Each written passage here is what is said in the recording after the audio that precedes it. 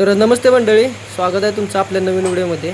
आज आपण आलो आहोत इतिहासाचा बादशाह म्हणून ओळखल्या जाणाऱ्या वादळजवळ, म्हणजेच वादळच्या गोट्यावरती. तर आज आपण यांची मुलाखत घेणार आहोत. तर चला पाहूया आपण पुढं. नमस्कार दादा. नमस्कार. तुमचं नाव सांगा. धनराज रघुनाथ मोक्कार, लंगडे मुळशी. दादा, आपल्याकडं हा बैल केव्हापासून आहे आणि तुम्ही खरेदी कुठून केली? बैल आपल्याकडे 4-5 वर्ष नियोजनात आहे. बैल आता 1 वर्ष आपली खरेदी. आधी कोणापासून घेतला आपण? जितू शेठ गायकवाड, पुणे पोलीस, पंढर शेठ पडते. तुम्ही बैल घेतल्यापासून बैलाचं नियोजन कसं कसं असतं? म्हणजे बैलाचे पळायचे खाती, बैल कुठल्या खांदी पळतो कसा? बैल तसं 4 खांदी पीठ आहे. बैलाला अजून बैल पूर्ण नाही घेतल्यापासून. बैलाला ज्या दिवशी बैल पूर्ण त्या दिवशी बैल कोणाची बी गाडी मारते. बैलाचं म्हणजे 3 फेऱ्याचा पळ कसा आहे, बिनजोडचा पळ कसा आहे? 3 फेऱ्याचा पळ सेम, बिनजोडचा पण सेम आहे. बैल हाय त्या स्पीडने पळतो तळापासून बरोबर आहे. म्हणजे बिनजोडला सकट पब्लिकनं सुद्धा तेवढी स्पीड आत, काय प्रॉब्लेम नाही. जेवढं पब्लिक तेवढं डबल स्पीड. म्हणजे थोडक्यात पब्लिकचा बादशाह म्हणण्यात काय अडचण येणार नाही. तुम्ही घेतल्यापासून बैलाचं एक असं आठवणीतलं मैदान किंवा बैलाचं असं नाही का जिथं अटीतटीची लढत झाली आणि तिथं बैलानं आपली इज्जत राखली, असं कोणतं मैदान सांगता येईल तुम्हाला? एक मैदान होतं, त्याचं नियोजन केलं होतं नाही का, वाघोलीचा छोटा लक्ष म्हणून. आम्ही टॉपच्या सेमीला घासाघासीत आमची गाडी 2 नंबरला उतरली होती. नंतर दुसरं कोणतं? आणि आमच्या तालुक्यात एक मैदान झालं, तिथं आमचा 6 नंबर झाला होता नाही का. मग याचा आपला जुन्नरचा गोरडा म्हणून गाडी गुला झाली, ते एक आठवण दिलं मैदान आहे. दादा, आता आपला एवढा बैल पळतो 4 एखादी फीट, 4 साईडून, म्हणजे पब्लिकवरून आतून कसा पण पळतो, पण आपल्या बैलाला पैऱ्याचं कसं सिच्युएशन, पैऱ्याची अडचण येते राहते? पहिल्याची तर अडचण येत नाही. बैलाचं नाव सांगतं पहिले होतात बरोबर. जर आता नवीन घेतलं ना अडचणी येतात खूप. म्हणजे तुमच्या दुसऱ्या लहान वासरांना हा वासरांना हे होत. काय, म्हणजे लोकांची प्रतिक्रिया काय असते त्याच्याबद्दल? काय त्याचं नाव नाही गाव नाही, त्या बैलाला कसं काय पहिले देतात. ज्याचं नाव आहे त्याचं बरं पाहिजे. तुमच्या लहान वासराला म्हणजे पैऱ्यासाठी अडचण येते, हो. म्हणजे लोकांची काय प्रतिक्रिया असते तुमच्या पैऱ्यासाठी? हिडिओ पाहिजे, परत पुढं पडला किती तळी का काय. काय काय लोकांची अशी अपेक्षा आहे, तुम्ही आम्हाला वादळ झाला मग तुम्हाला आमचं दुसऱ्या वासराला तुमचं वासरू घालू नाही का, अशी प्रक्रिया नाही का. पण लोकांनी असं नाही केलं पाहिजे. त्याचा पळतो त्याला बैल दिलाच पाहिजे नाही का. दादा, तुमचा दृष्टिकोन कसा आहे पैरं देण्याबाबत? आम्ही ज्याचा बैल पळतोय त्याला बैल दिलेला आहे नाही का. पण विषय काय होतो, लोकांचा असं हित होतं की तुम्ही मुद्दाम बैल देत नाही, कारण सांगताय नाही का, पैरा झाला हे झाले. पण ज्याचा पळतोय त्याला बैल घातलेला आहे 100% नाही का. प्रत्येक मैदानात बा मस्त कमी पडू दे काय पडू त्यात हे नाही, पण बैल दिलेला आहे सगळ्यांना.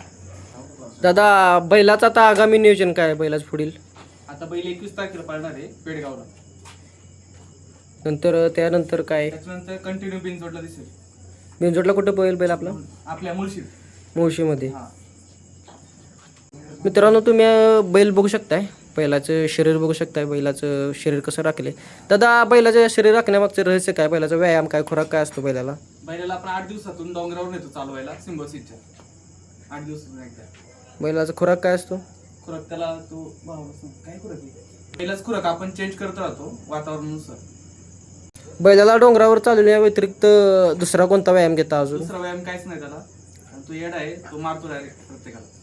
दादा, बैलाचं मैदानात नियोजन कसं असते, म्हणजे सुट्टीचं, ड्रायव्हरचं? बैल आपला खूप मार्क असल्यामुळे लय प्रॉब्लेम येतात सुट्टीला आमचा एकच सुट्टी मेकर आहे, रोहन भैया साळून ते निंबूत.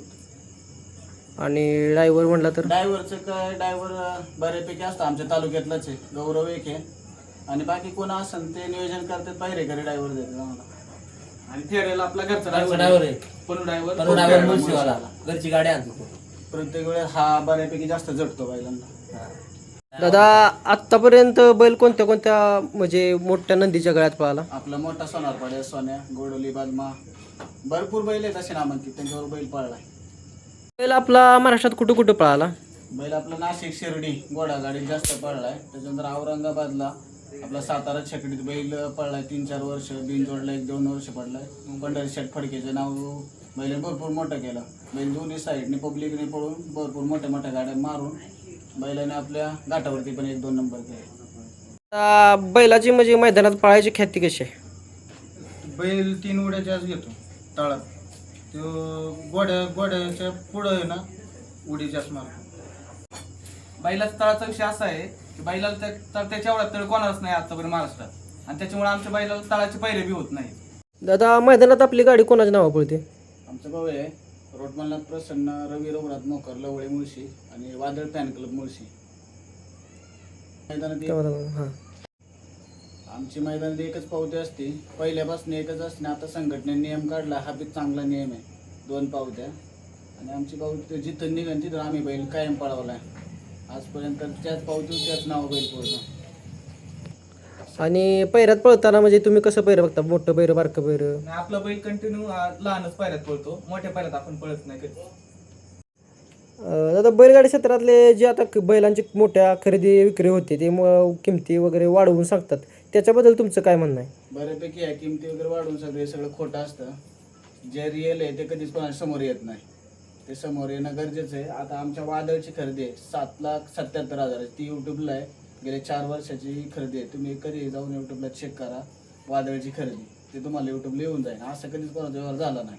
दादा तुमचा वादळ बरोबरचा एक न विसरणारा क्षण कोणता? तुम्हाला खरं सांगायचं म्हणलं तर मला बैलगाडी क्षेत्र हे कधी माहिती नव्हतं. मी ज्यावेळेस पहिल्या मैदानात गेलो त्यावेळेस वादळने पहिल्याच मैदानामध्ये गुलाल घेतलेला आहे, वादळवाडीच्या मैदानामध्ये. आणि मी हे क्षण कधीच विसरू शकणार नाही. वादळचं काही असू दे, कधी बी प्रॉब्लेम जरी आला अर्ध्या रात्री काही का होईना, तर मी कधी बी एनी टाईम वादळासाठी येऊ शकतो. येणाऱ्या हिंदी केसरी पेडगाव मैदानाचं काय नियोजन आहे दादा तुमचं? आम्ही 2 एक टॉपची नियोजन केलेलं नाही का, ती नियोजन झाली तर आम्ही 100% पेडगावला पाळणार आहे. तुमचं पैऱ्याबद्दल काय मत असते? म्हणजे वादळाला जेव्हा पैरा येतो तेव्हा तुमचं काय मत असते? पायरा आपण जास्त करून गरिबांनाच देतो, मोठ्या पायऱ्यात आपण जास्त पळत नाही. बैलाचा विषय असा आहे की बैल पुरला तर आपण पायरा करतो, नाही तर पायरा आपण 15 दिवसांनीच करतो. हा नाद आहे नाही फक्त बैलगाडा क्षेत्र हा पैशासाठी हा करत नाही, फक्त एक छंद आहे, एक नाद म्हणून हा आम्ही नाद करतोय नाही का बैलगाड्याचा. आता काही लोक पैशासाठी हा नाद करतात, ते आहे ती मार्केटमध्ये रिअल परिस्थिती आहे. ज्याच्याकडे पैसे आहे त्यालाच मार्केटमध्ये किंमत, ज्याचा बैल पळतोय, ज्याच्याकडे नोट आहे तोच त्या क्षेत्रामध्ये मोठा आहे नाही का. सर्वसामान्य बैलगाड्या मालकाला एवढी मार्केटमध्ये हे नाही. गरीबाच्या बैलाला कोणीच पायरत येत नाही कधी. आम्ही गरीबासोबत पण पळलेलो आहे, एक वेळेस पैशावाल्यासोबत पळत नाही, पण गरीबासोबत 100% पळतो प्रत्येक मैदानात. जेव्हा बैलाची मैदानामध्ये हार होते तेव्हा तुमची काय प्रतिक्रिया असते? बैलाची हार झाली तरी आम्ही त्याला काही त्रास देत नाही, कारण ते आमच्यामुळे त्याला हार होती बैलाची, त्याच्यामुळे कधीच हार होत नाही आणि तो कधीच कमी पडत नाही. आणि त्याने जेवढं नाव केलंय आमचं कमी वेळात तेवढं कोणीच नाही नाव केलं आतापर्यंत. समजा जर आपला बैल समजा गटाला हार झाली किंवा गाडी फौल झाली तर आपण गाडी डायरेक्ट घरी घेऊन होतो, बैलाला एक काठी पण लावत नाही. पण इतर लोक आहे ना बैलाला अक्षरशः एवढं मारतात की बैल असं उठू शकत नाही.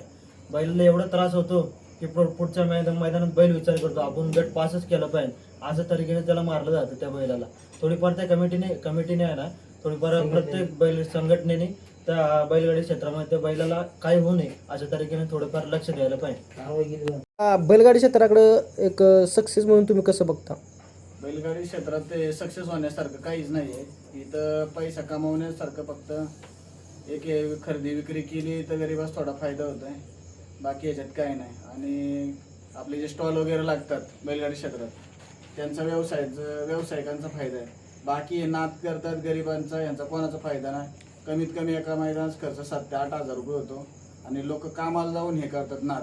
जे मोठे लोक आहे ते माणसं कामाला ठेवून नाद करतात, ह्याच्यात भरपूर फरक आहे. आपण जातो गटाला मार खातो, मोठ्या पायऱ्या पळून ते गट काढतात, सीमे काढतात. त्याच्यामुळं ह्याच्यात करिअर होईल असं काही नाही आहे. ज्याने त्याने आपला कामधंदा करावा, जवळची मैदानी खेळायची, महिन्यातून 1 मैदान खेळा, काय फरक नाही पडत. दादा आता वादळकडून तुमच्या काय अपेक्षा आहेत? आता वादळकडनं आमच्या काही अपेक्षा नाही. बैलाने सातत्याने बैल 10 वर्ष पळतोय, बैल 1 नंबरात पळतोय. आणि ह्या बैलाच्या गाड्यात पळण्यासाठी आम्हाला रोज कमीत कमी 30 ते 40 फोन येतात, ग्रुपमध्ये आमच्या भरपूर फोन येतात. पण आम्ही बैल 15 दिवसांनी काढतो, त्याची बी काळजी घेणं गरजेचं आहे. त्यांनी आमचं कमीत कमी कधी न भरून येणार एवढं नाव मोठं केलं आहे. आता ह्याच्यापेक्षा अजून काय आमच्या अपेक्षा नाही. आमच्या मालकापेक्षा बैलाचं नाव मोठे हा सगळ्यात ह्याला क्षेत्रात माहिती वादळ काय आहे ते म्हणून एकशिंगी वादळ नाही का. असं आहे की बाबा आज एका मैदान गुलाल झाला, दुसऱ्या मैदान मार खाल्ले म्हणून कोणी उरळून जायचं नाही नाही का. हे काय क्षेत्र नशिबाचा खेळ आहे, आज हाय गुलाल तर उद्या नाही. त्याला बैल पुरले की आम्ही कायम गुलाला ते आमच्या चुकांमुळं त्याचं नाव पडतंय. दादा आता महत्त्वाचा म्हणजे बैलगाडी क्षेत्रात आता महत्त्वाचा प्रश्न उठला आहे की बाबा उत्तर महाराष्ट्रात बैलांना बंदी घातली आहे, त्याच्याबद्दल तुमचं काय म्हणणं आहे? हा घेतलेला निर्णय विलास पैलवानांनी योग्यच आहे. कारण की तिकडचे बैल नियमांचे पालन करत नाही. काही काही गोष्टी त्यांच्या भरपूर चुकतात. नियम पाळले तर चांगले आहे सर्वांसाठी. आणि आत्ता काय होतंय, त्यांची बैल तिकडनं येतात, हाय स्पीडला पळतात. ते काय आहे ते अजून चेकिंग वगैरे काही होत नाही कुठल्या गोष्टींचं, ब्लड वगैरे इंजेक्शन वगैरे हे चेक होत नाही. त्याच्यामुळे आपल्या बैल, आपली नॅचरल रेग्युलर बैल पळतात, ती बैलांना अंतर खूप पडते आणि आपल्या बैलांचं हे नुकसान होतं की खरेदी विक्री आपली होत नाही. बैल तिकडचीच खरेदी करतात लोक, त्यांना स्पीड आहे म्हणून. पण ते स्पीड काय आहे त्याच्या अजून काही निदर्शनात आलं नाही. आणि ती बैल उजेडत येतात पण आपली बैल उजेडत नाही आहेत. पैलवानी जी जो आता विलास पैलवान यांनी जो निर्णय घेतलाय त्याला तुमचं त्याच्याबद्दल तुमचं मत काय?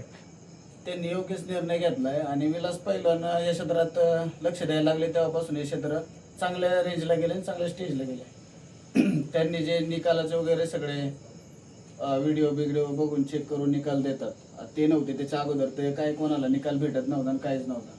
विलास पैलवान आल्यापासून या क्षेत्राला चांगले दिवस आलेत. नाशिक औरंगाबादवाल्यांना पण चांगले आलेत आणि आपल्या सातारा भागात बी चांगले दिवस आहेत. आणि त्यांनीच नाद चांगल्या लेवलला नेऊन ठेवलाय. आज रोजी त्यांच्यावरती टीका होती, कोणी करू नये, त्यांच्यामुळे हे क्षेत्र आहे. आणि जो विलास पैलवानांनी जर निर्णय घेतलाय त्याला आमचा एक शिंग वादळ फॅन्स क्लब मुळशी यांच्याकडून पूर्णपणे पाठिंबा आहे.